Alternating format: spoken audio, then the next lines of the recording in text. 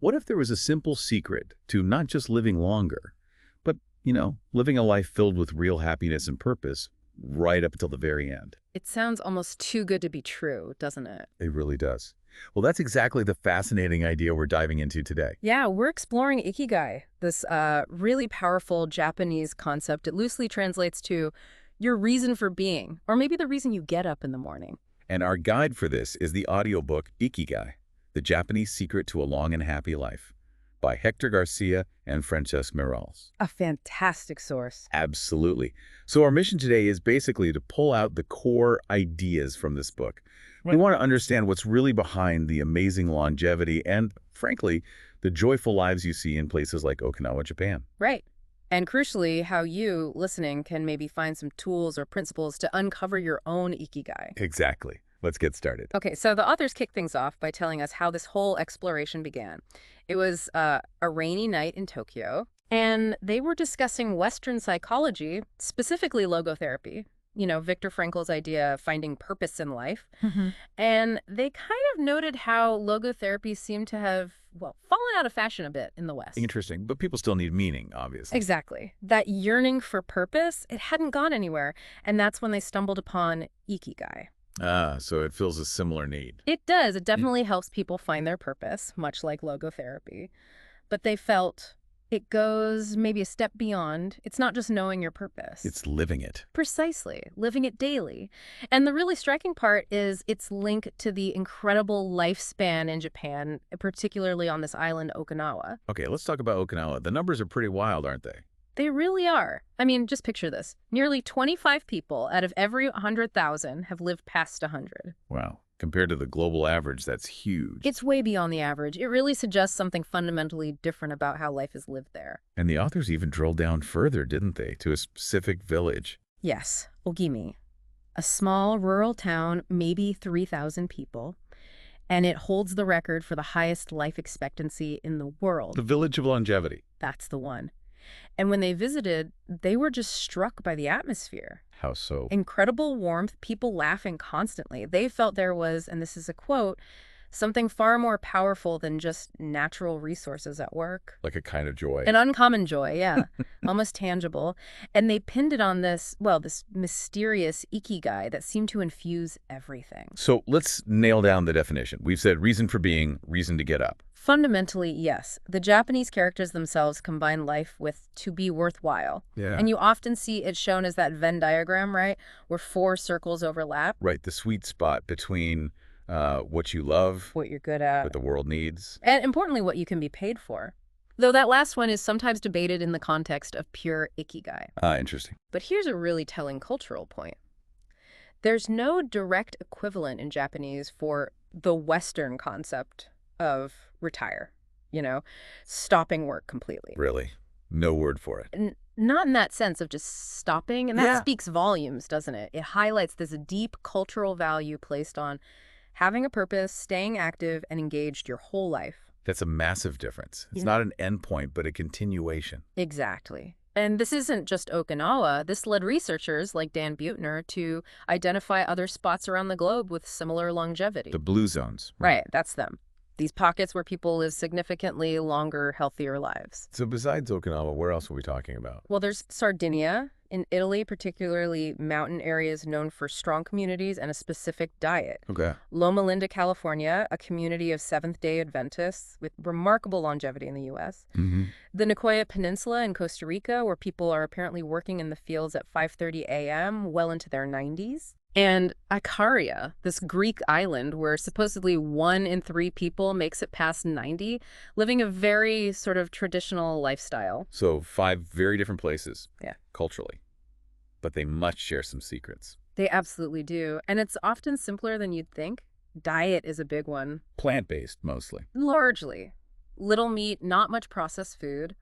Moderate alcohol, often wine, is common in some zones like Sardinia and Ikaria. And exercise. Are they all marathon runners? No, not at all. It's more about consistent, low-intensity movement built into daily life. Walking, gardening, choosing stairs over elevators. They just move more naturally. Okay, so diet, movement, purpose has to be in there, right? The ikigai connection. Absolutely central. A strong sense of purpose is a universal theme. And community. Definitely. Strong social bonds, family connections, a wide circle of friends. That's huge. In Okinawa, you see this with the Moai. Yes. Tell us about Moai. They're basically informal groups, people with shared interests who look out for each other. It started, apparently, with farmers pooling resources during lean times. So it's social, but also practical support, financial, emotional. Exactly. It creates this incredible safety net and sense of belonging throughout life. It combats isolation. That sounds vital. And the last thread you mentioned. Managing stress. They seem to manage their time well, reducing that chronic stress that plagues so many of us. It paints a really holistic picture. Okay, let's dig into another key Okinawan concept. The 80% secret. Right. Hara Hachibu. It's an old Confucian teaching, actually. And it literally means... Fill your belly to 80%. Okinawans consciously stop eating when they feel about 80% full, not completely stuffed. Why is that so important? What's the science, sort of? Well, the idea is that consistently overeating puts a strain on your body. Long digestive processes, accelerated cellular oxidation. Basically, it wears you down faster over time. So it's about mindfulness while eating, recognizing that just starting to feel full point. Exactly. Resisting that extra helping or that dessert when you're not truly hungry anymore. And you mentioned Japanese food culture helps with this. It often does. Meals served on lots of small plates can feel abundant, but it naturally encourages portion control. You might even finish feeling just slightly hungry. I've heard Westerners often lose weight in Japan without trying. Maybe that's part of it. Could well be.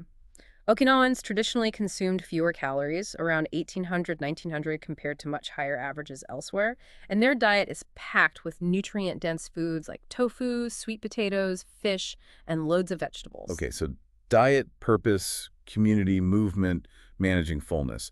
How does this connect to, like, the science of anti-aging? Well, one key aspect the book touches on is the mind-body connection. Mens sana in corpore sano, a sound mind in a sound body. Right, the classical ideal. An active, adaptable mind is seen as crucial for staying youthful. It drives healthy lifestyle choices. So brain exercise is as important as physical exercise. Absolutely. Mental stimulation helps prevent neuronal decay. A neuroscientist quoted in the book, Shlomo Bresnitz, argues the brain needs regular stimulation, challenges. Like learning new things, breaking routines. Exactly. Confronting the brain with new information, stepping outside your comfort zone, even if it causes a little, anxiety, that's actually good for building new neural pathways. Keeps the brain flexible. Yes, and it boosts self-image, provides new stimuli, and can even help stave off depression. Curiosity is key. Okay, but what about the flip side? Stress. Yeah. You mentioned blue zoners manage it well. Modern life makes that hard. It really does. And chronic stress takes a physical toll. Our bodies react to constant alerts, emails, deadlines, as if they're physical threats. Like being chased by a tiger, but it's just an email notification. Sort of, yeah.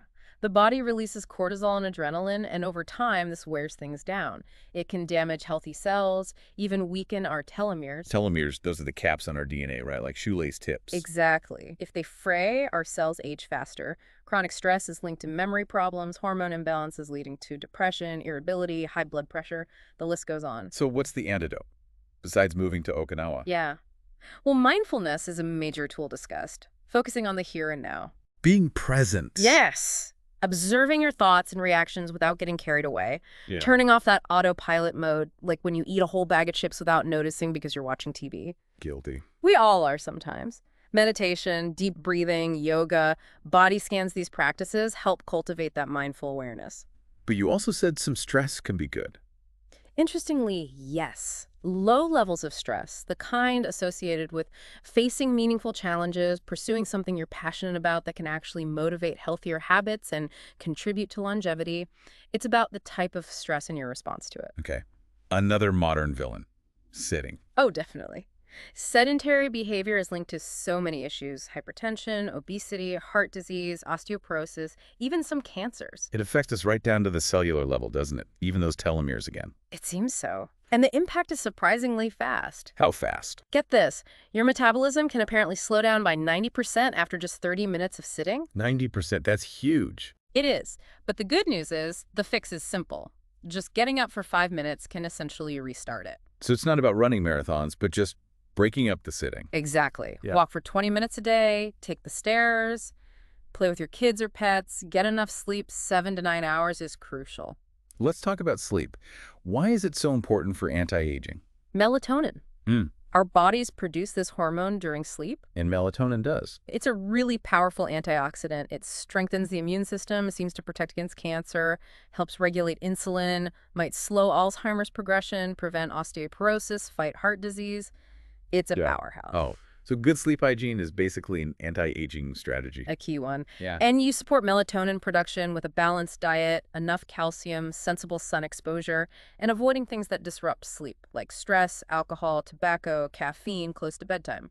Beyond the physical, what about attitude? Does mindset play a role? A huge role. The book emphasizes that a positive attitude and high emotional awareness are really common traits among the longest-lived people. Like a kind of stoicism, serenity. Very much so. Being able to face setbacks without excessive anxiety or stress, learning to accept what you can't change. The serenity prayer again. Exactly. And when you look at interviews with supercentenarians, their wisdom is often profound in its simplicity. Any examples that stand out? Misao Okawa, 117 years old, her advice was simply, eat and sleep and you'll live a long time. She also loved sushi and just had this incredible zest for life. Simple, but maybe not easy? Right. Jen Comment, 122, rode her bike till 100, famously witty. Walter Bruning, 114, ate 2 meals a day, kept his mind and body busy, helped others, wasn't afraid of death. There's a theme of continuous engagement, isn't there? Like artists who never retire. Yes. People like Hokusai, Christopher Plummer, Hayao Miyazaki later on, their art is their ikigai. They embody that idea of never stop learning, finding joy in the process. Which brings us back squarely to purpose. How do we find it? Well, the book revisits Viktor Frankl and logotherapy. His experience in Auschwitz showed him that having a why, a reason to live, a goal to strive for, was crucial for survival. He who has a why to live can bear with almost anyhow. Such a powerful quote. And it's about finding that meaning, that life task. Is there a Japanese approach that complements this? Yes, Morita therapy, developed by Shoma Morita. It's also purpose-centered, but with a slightly different angle. How so? It focuses less on controlling emotions and more on accepting them as they are. You don't fight your feelings, you accept them, and then focus on taking constructive action. Action creates new emotions. That's the idea. The core principles are basically accept your feelings, do what needs doing, and discover your purpose through that action. It's very proactive. Okay, accept feelings, take action. This feels related to the idea of flow. Absolutely. Mihaly Csikszentmihalyi's concept of flow is key here. Define flow for us again. It's that state of being completely absorbed in an activity. You're so immersed, nothing else seems to matter. Time distorts, you feel great, you're often very creative. Like an athlete in the zone, or getting lost in playing music or writing. Exactly.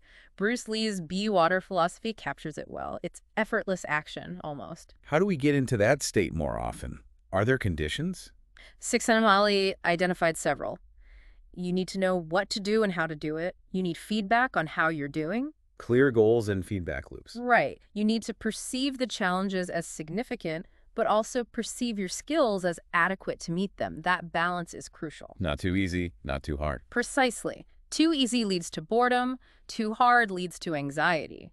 Flow happens in that sweet spot where challenge and skill meet. And freedom from distractions. That sounds like a big one today. Huge. You need to be able to concentrate.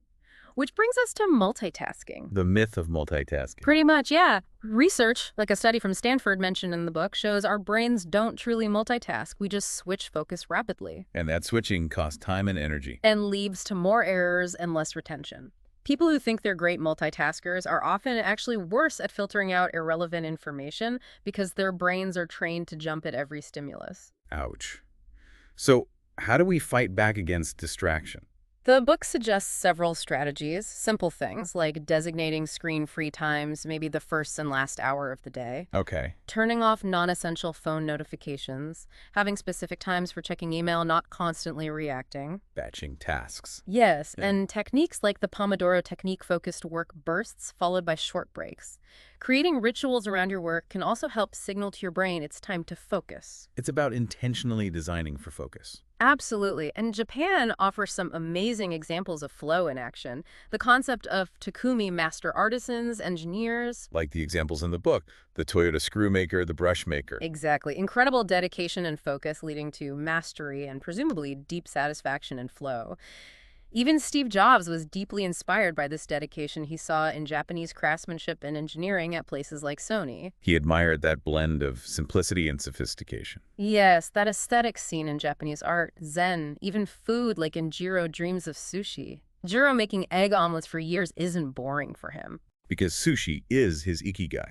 He finds flow in the relentless pursuit of perfection. Precisely. Working quietly, focused, becoming one with the task. There's even a connection to the Shinto belief that objects have a kami, or spirit. The artisan connects with that spirit through deep focus. Like Hayao Miyazaki in his drawing. Perfect example. An ikigai artist completely immersed, working constantly, driven by the love of the craft itself. He protects his time and space fiercely to stay in that flow state. But can you find flow in, like, everyday stuff, not just mastering a craft? Yes, that's the idea of microflow. Finding engagement in mundane tasks by adding a little ritual or challenge. Like the Tokyo elevator operator's graceful movements, or Bill Gates washing dishes mindfully. Exactly. Turning a chore into a small practice, a moment of focused attention. It's about bringing intention to the small things. Does meditation help with achieving flow? It seems to train the mind for it. By practicing observing thoughts without judgment, you learn to quiet the mental chatter, the centrifuge, as the book calls it, which makes depth concentration easier. And rituals you mentioned, how do they connect? Japanese culture, influenced by various traditions, places a strong emphasis on ritual. Rituals provide clear steps and structure, which makes entering flow easier. They break down big goals into manageable actions, focusing you on the process. Focus on the process, not just the outcome. That seems key. It really does. Happiness is often found in the doing. Let's circle back to Ugimi, the village itself. What lessons did the authors take away from just observing life there? The overwhelming sense was one of community, warmth, connection, centered around community centers and those moai groups. Volunteer work is huge. Everyone feels needed. A strong social fabric. Incredibly strong. And a deep respect for nature tied into their local beliefs, like the Bunagaya forest sprites. Fun and celebrations. Constant celebrations, birthdays, local festivals, games like Gateball. There's this real sense of celebrate each day together. What about the specific advice from the elders they interviewed? They distilled it down beautifully. A major theme was, don't worry, keep your heart young, smile, be open, greet people. Simple, yet profound. Then cultivate good habits. Wake early, garden, almost everyone has a garden, cook your own food, keep busy, eat variety, remember ancestors. Gardening seems really important there. It is. Then nurture friendships. Many called it their most important ikigai. Talking, singing together, helping each other, that yumimaru spirit of mutual aid. Community again. Always. Fourth, live an unhurried life. Slow down, relax, do many things but one at a time. Enjoy the little moments, the seasons. Countercultural to our busy lives. Very much so. And fifth, be optimistic. Yeah. Believe today will be good, laugh often, feel fortunate, volunteer. So the key traits are gardening, strong community, celebration, music, dance, a clear but relaxed purpose, pride in tradition, helping others, always busy but with enjoyable tasks. That captures it perfectly. It's an active, engaged, joyful, and supportive way of life. Let's talk more about the Ikigai diet specifically. We know Okinawa has incredible longevity and low heart disease rates. Right. Dr. Makoto Suzuki called it a miracle diet. The key principle seems to be variety. How much variety? Okinawan centenarians reportedly ate over 200 different foods regularly, maybe 18 different types daily. Think eating the rainbow. Wow. What are the staples? Lots of vegetables, over 30% of daily calories. Also potatoes, legumes, soy products like tofu, and grains like rice. And what do they limit? Sugar is rare, usually just a bit of local cane sugar. Fish only about 3 times a week. Pork maybe once or twice a week. It's significantly lower in salt and overall calories compared to the rest of Japan even. And always harachibu. Always the 80% rule. This calorie restriction, or rather moderation, is linked to lower levels of IGF-1, a hormone associated with aging, and protects against obesity, diabetes, inflammation, heart disease, cancer. Are there specific superfoods in their diet? They highlight several antioxidant powerhouses: tofu, miso, tuna, carrots, goya, bitter melon, kombu seaweed, cabbage, nori seaweed, onions, soy sprouts, sweet potato, peppers. Oh yes, santincha, a type of jasmine tea, is huge in Okinawa. It's linked to lower cholesterol, better immune function, stress relief. Green tea, of course, is widespread with known benefits, and white tea is mentioned as being even more potent in antioxidants. Any unique local fruits? Shikawasa. It's an Okinawan citrus fruit extremely high in a compound called nobiletin, like 40 times more than oranges, which seems highly protective against arteriosclerosis, cancer, diabetes, and obesity. So for us, the lesson is focus on diverse, plant-heavy, antioxidant-rich foods and cut back on processed stuff, sugar, maybe excess meat and dairy. That seems to be the core message. It's about nutrient density and moderation. Okay, let's switch gears to movement. We said Blue Zoners move naturally, not necessarily hitting the gym hard. Exactly. Ogimi residents are constantly moving, gardening, walking, participating in community activities. It's built-in activity. And we know sitting is the enemy. That 90% metabolism drop after 30 minutes. And the 20% drop in good cholesterol after 2 hours. But just getting up briefly reverses it. Small movements matter. The book also mentions specific Eastern disciplines, right? Like yoga, Tai Chi. Yes, yoga from India, Tai Chi, and Qigong from China. These aren't just exercise, they're seen as ancient elixirs of youth. How so? They combine physical movement with mental focus and breath control. This promotes harmony, reduces stress, improves flexibility, balance, circulation, even bone density. They also provide clear structures that make achieving flow easier. And what about uniquely Japanese practices? Radio Taiso. This is fascinating. It's a nationwide morning warm-up broadcast on the radio. Like synchronized exercises. Sort of, yeah. Low-intensity, dynamic stretches, joint mobility exercises. Takes 5-10 minutes. Almost everyone in Ogimi does it. It wakes up the body and fosters a sense of unity. Even a simple exercise like raising your arms overhead while inhaling, then lowering them while exhaling is part of it. Simple, communal, effective. That's the idea. Yoga's sun salutation sequence is mentioned, Tai Chi's focus on slow, controlled, flowing movements, wave hands like clouds, and Qigong's work with Qi or life energy through breath and movement. So the common thread is mindful movement, combining physical activity with breath awareness. Exactly. Keeping the mind present, calm, and connected to the body, not lost in worry. Okay, we've covered diet, movement, purpose, community. What about facing challenges? Resilience. Crucial. Resilience is that ability to bounce back from setbacks, stay focused, manage negative emotions. Niebuhr's Serenity Prayer comes up again, accepting what you can't change, courage for what you can, wisdom to know the difference. And there are parallels between Eastern and Western thought here. Definitely. Buddhism and Stoicism both aim to control negative emotions and desires, not by suppressing them necessarily, but by understanding them and not being ruled by them. Finding tranquility, as the Stoics called it. Right. The Stoics even practiced negative visualization, imagining worst-case scenarios. Sounds depressing. Huh, maybe. But the goal wasn't to dwell on the negative. It was to prepare mentally, appreciate what you have, and realize you could likely cope even if the worst happened. What's the worst that could happen? Often isn't that bad when you really examine it. Focus on your reaction, not the event itself. Exactly, Epictetus. It's not what happens to you, but how you react that matters. Meditation helps here, observing emotions without getting swept away. Both traditions also stress living in the present. Right. Absolutely. The past is gone. The future isn't here. The present moment is the only thing you truly control. And accepting impermanence. Yes. Marcus Aurelius wrote about things we love being like leaves on a tree, beautiful but temporary. Recognizing that everything changes isn't meant to be sad, but to deepen our appreciation for the now. That sounds like wabi-sabi. Exactly. The Japanese concept of finding beauty in imperfection, incompleteness, impermanence. Like a cherished, slightly chipped teacup. It accepts the natural cycle of things. Contrasting with the Western drive for perfect, permanent structures. Right. Think of traditional Japanese wooden structures like the Ai Shrine, ritually rebuilt every 20 years. It embraces impermanence. And related is Ichigo-ichi. On time, one meeting. Essentially, yes. This moment exists only now and won't come again.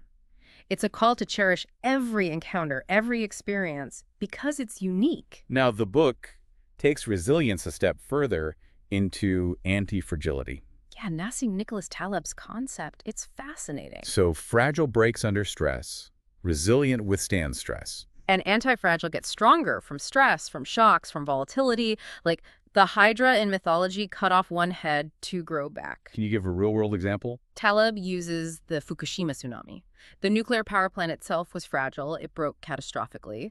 The affected towns like Ishinomaki were resilient. They suffered terribly but rebuilt. Okay, and anti-fragile. He argues certain entities, maybe like some Japanese construction companies, were anti-fragile because they ultimately benefited from the massive rebuilding contracts they gained from the disorder. Interesting. How can we become more anti-fragile? The book suggests a few strategies based on Taleb's ideas. First, create redundancies. Don't rely on just one thing. Like having multiple income streams or diverse hobbies and friendships, not putting all eggs in one basket. Exactly. Think of the Ogimi elders with their gardens. That's a redundancy, a source of food security. Second, manage risk asymmetrically. Meaning? Make mostly conservative bets with the bulk of your resources, but take many small risks where the potential upside is huge and the downside is limited. Like investing 90% safely, but putting 10% into 10 different long-shot startups. Even if 9 fail, one success can make up for it, and you learn from the process. Okay, redundancies, asymmetric risk. What else? Third, focus on elimination. Actively remove sources of fragility from your life. Like getting rid of debt or toxic relationships, bad habits, too much social media noise. Precisely. Subtracting the negative is often more powerful than adding the positive. It clears space and reduces vulnerability. It's a mindset shift too, isn't it? Seeing challenges not just as things to endure, but potentially as opportunities for growth. That's the core of it. Embracing a certain amount of randomness, uncertainty, messiness, even setbacks as things that ultimately make you stronger and make life more, well, alive. Wow. That's a powerful way to reframe things. What an incredible deep dive this has been. It really covers so much ground, doesn't it? From diet to mindset to flow. And what stands out is that while our specific Ikigai might be unique, that fundamental human search for meaning, for purpose, is universal. Absolutely. We thrive when we're connected to something meaningful, and we often feel lost when that connection breaks. Which can easily happen today, right? With all the distractions chasing money, status, attention. It's easy to lose touch with our own nature, our intuition. So the advice is really to trust that inner compass. Follow your curiosity. Yes. Keep busy, but with things that genuinely bring you meaning and happiness, even if they seem small or insignificant to others. Okay, as we wrap up, let's try to summarize the core wisdom from Ogimi, those 10 rules of Ikigai presented in the book. Right, a great distillation.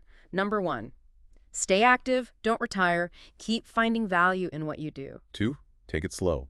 Rushing diminishes quality of life. Slow down. 3, don't fill your stomach. Remember Harahachi Brew, the 80% rule? Eat moderately. 4, surround yourself with good friends. Community is essential medicine. 5, get in shape for your next birthday. Consistent, gentle movement maintains the body. 6, smile. A cheerful outlook attracts positivity and connection. 7, reconnect with nature. Regularly recharge in natural environments. 8, give thanks. Cultivate gratitude for everything. Ancestors, nature, people, moments. 9, live in the moment. Stop regretting the past or fearing the future. Be present. And finally, 10, follow your Ikigai. Find that unique passion, that reason that gives meaning to your days, and pursue it. That sums it up beautifully. Find your passion, your purpose. So here's a final thought to leave everyone with. If Ikigai isn't about perfectly solving all of life's big problems, but maybe just about having something meaningful that keeps you busy, doing what you love, surrounded by people who love you, what's one small change, just one, that you could make starting today to move a little closer to your own Ikigai?